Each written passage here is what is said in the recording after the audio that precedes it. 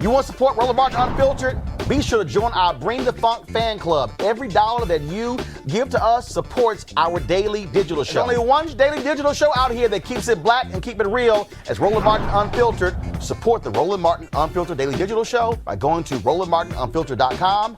You can make this possible. 115 civil rights organizations are calling on the Department of Justice to open a full hate crimes investigation into the murder of Ahmaud Arbery, the black man who was shot and killed February 23rd in Brunswick, Georgia. They want this federal investigation to determine whether they call it a pattern or practice investigation into the local district attorneys and the Glynn County Police Department for systemic constitutional abuses.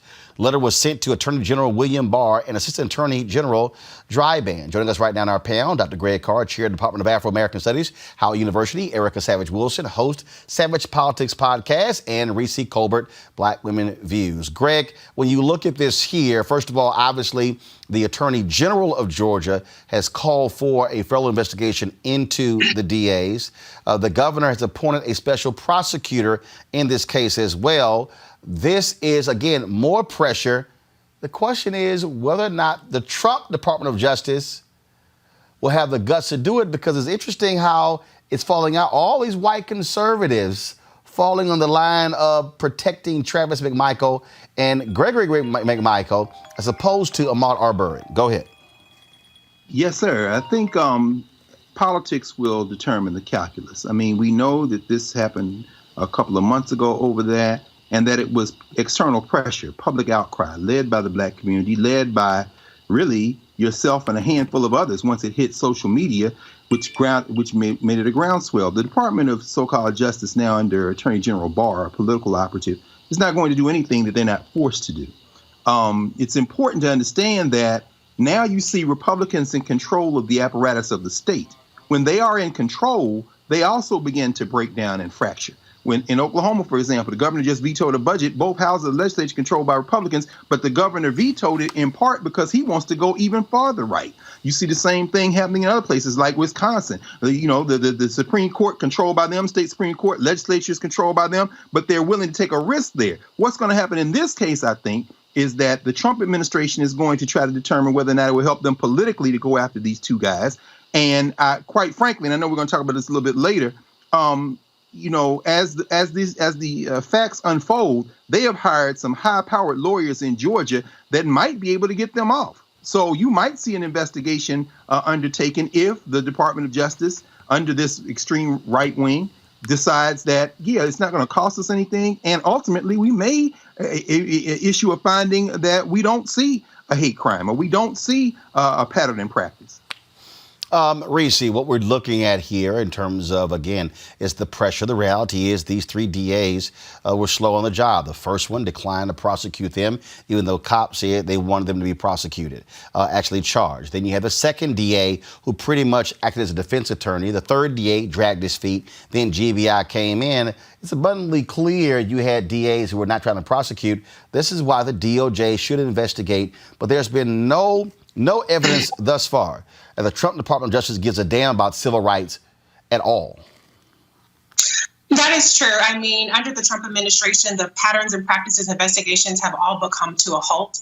There was even in the earlier session days where they were actually backing off of the consent decrees and things like that the Obama administration had been working on. So, yeah, we do know that William Barr's DOJ is all about being Donald Trump's personal henchman rather than actually upholding the rule of law for its citizens. However, I do think that what we're seeing now is we're seeing a lot of pressure from not just these civil rights groups, but Senator Kamala Harris on May 11th sent a letter to the DOJ demanding a pattern and practices investigation and, calling out the DA, calling out the police department. And we know from experience that Kamala Harris is not shy about getting on William Barr's case, as well as going to the deputy attorney general and things like that. And so I think that we're starting to see a higher drumbeat that's going to make it a lot harder to ignore. Erica. Right. In terms of not giving a damn about civil rights, what we do know is that William Barr and his Assistant Secretary of Civil Rights do give a damn about civil liberties. Just at the end of April, they issued a statement of interest to the Commonwealth of Virginia, the governor here had actually said that folks who are practicing religious services are not to have more than 10 people in a facility. And so there was a congregation that had about 16, and William Barr and his assistant secretary did get involved there. So what we have to demand, what Reese has said, what we do have to demand is, along with these pressure groups, with the pressure that you put on and other people, is to say that they should have the same energy that they have around civil liberties for this hate crime against investigation with the now deceased Ahmaud Arbery. And again, the reason I think you got to have this constant drumbeat is because they need to understand we're not going anywhere. The reality is black people have always had to fight for our rights. This is no different.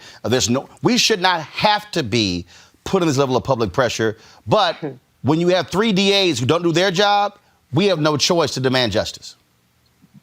Absolutely. Roland, I mean, again, it can't be overstressed. What Reese said is right. I mean, when you see Senator Harris, when you see those in the legislature willing to put the fire to Barr, and he sits there with that smirk on his face saying that history is written by the winners, the toady is absolutely right. It is written by the winners. What he seems to not understand, however, is that the apparatus of the state can bend to the only power that really trumps it, that exceeds it, and that is the power of the people.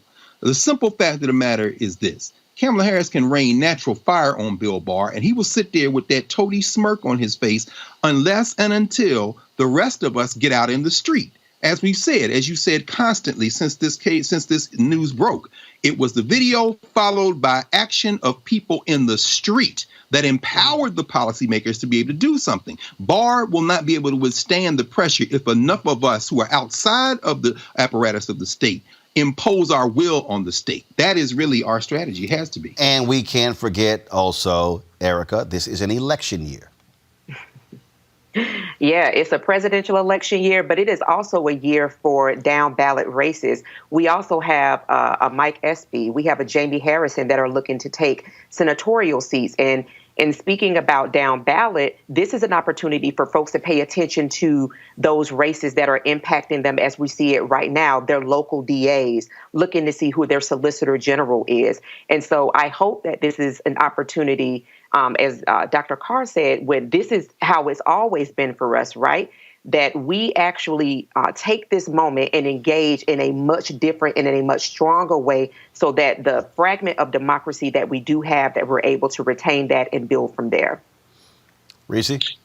Yeah, and also there are 2 open Senate races or Senate seats in Georgia. So Black folks, if you are down in Georgia and you are pissed off as hell about Ahmaud Arbery's killing, you can do something about bringing more people to Congress to put pressure on the DOJ. Hopefully we'll have a Democratic administration, but just because it's a Democratic administration doesn't automatically mean that there will be action on things like this. And so this is the opportunity to think about all those races, as Erica said, the down ballot races, but also the 2 very, very critical Senate races that will be coming up. Absolutely. All right, folks, back to our Roland Martin Unfiltered video in just one moment. All right, fam, to all Roland Martin VIPs, you are invited to the Laugh Experience, taking place this Friday, May 15th at 6 p.m. Pacific, 9 p.m. Eastern at Ceek.com. That's CEEK.com. Join me and let's laugh with comedian D.L. Hughley, Chris Spencer, D.L. Hughley, Chris Spencer, Bo Dacious, Ryan Davis, and Clint Coley. It's a first-of-its-kind virtual comedy show on Ceek.com. Ceek.com, remember, y'all, is the black website created by this sister. Y'all. You can watch it on your phone, your laptop, even in virtual reality. Now, I'll be there, and I hope you will be there as well. Now, remember, we had Mary on the show, of course, the creator of Ceek. She also is the one who created her own VR headset. So they have these available at Ceek.com. And so it's real simple. I was actually testing this out a couple of nights ago. Actually, it's pretty cool. And so just go ahead and zoom out, Anthony. And so it's real simple. You take your phone with this head. Now, there's some VR headsets where you can actually connect to the web and stuff along those lines. But this one here, what it allows for you to do is, so you actually have you go to the Ceek app, and so you can pull it up here, right here on your phone. And then what you do is you place your phone right into the VR headset, close it up, and then you're able to then put this on. And so what's going to happen is you put this VR headset on. Y'all, what's so cool about this is that it literally looks like you're in the room. So what's going to happen is they'll be live, and so you can sit here and you can look all around. You can look at the ceiling all around. It's going to be pretty cool. The first time ever, again, a virtual reality comedy showcase that's taking place this Friday, and so that's what it looks like once you're inside. You get to be able to look around on the inside of this room. It's pretty cool, and so you can do this again. It's created by a sister. This device and the site as well. She also created these 360-degree sound headphones. Y'all, these are boss. Okay, Bluetooth, as well as you could actually plug in. The Bluetooth creates the whole 360-degree sound, and so it's great for gaming as well. And so if you do use these, there's a promo code. Go ahead and write this down. The promo code. This is the headset right here. These are the headphones right here. You don't have to watch the virtual comedy showcase with your headphones. You can watch it right here on your phone. It's not a problem, but it does give you a whole different experience when you're watching it in virtual reality. And so what I want you guys to do is if you want to get these headphones, get this headset here, there's a promo code that you can enter in to be able to do so. And so let me pull that promo code up. And it's been, like I say, I've been having way too much fun with this whole deal here with these headsets. And this is called the world's first 4D 360-degree audio headphones, and of course this is the mobile VR headset, and so that's what you have here. They have a special code for our followers here at Roland Martin Unfiltered, and so we're gonna pull that up.